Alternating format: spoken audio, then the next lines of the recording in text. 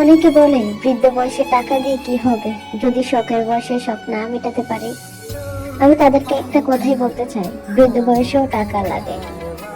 তখন ওষুধ হলো বৃদ্ধ বয়সী মানুষের নিত্য সঙ্গী। এই ওষুধ কিনতে মানুষের টাকা লাগে। এমন অনেক বৃদ্ধ মানুষ আছে যারা ওষুধ কিনতে না পেরে নানান রোগে ভোগে। অনেকে নানা রোগে আক্রান্ত হয়ে মারা যায়। আর শখের বয়সে সবার শখ মেটানোর সাধ্য বা সামর্থ্য থাকে না, কারণ শখ মেটাতেও টাকা লাগে।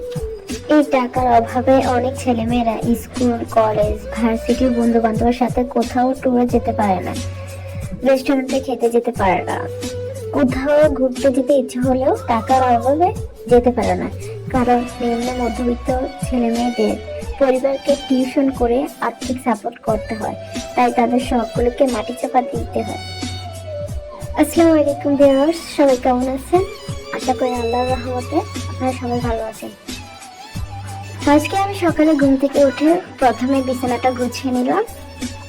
তারপর দেখি আপু নামাজ পড়ে ঘর ঝাড়ু দিতেছে, তখন ওখান থেকে একটু ভিডিও ক্লিপ নিলাম।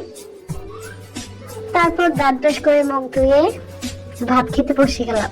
আমার আবার ভাত খেতে বেশি ভালো লাগে সকালবেলা। আমি বেশিরভাগ ভাতই খাই, মাঝে মাঝে রুটি খাই, কিন্তু খুব কমই রুটি খাই। আমার রুটি খাইতে ভালো লাগে না। ভাত খাওয়ার শেষে আমি প্লেট বাটি ধুয়ে নিলাম। প্লেট বাটি ধুয়ে চুলাটা মুছে নিলাম। তারপর সব কাজটা শেষ করে আমি পড়তে বসে গেলাম। আজকে এতটুকুই আমার ব্লগ। ভালো থাকবেন, আর ভালো লাগলে আমার পেজটাকে ফলো করবেন, লাইক কমেন্ট করবেন, শেয়ার করবেন। আল্লাহ হাফেজ।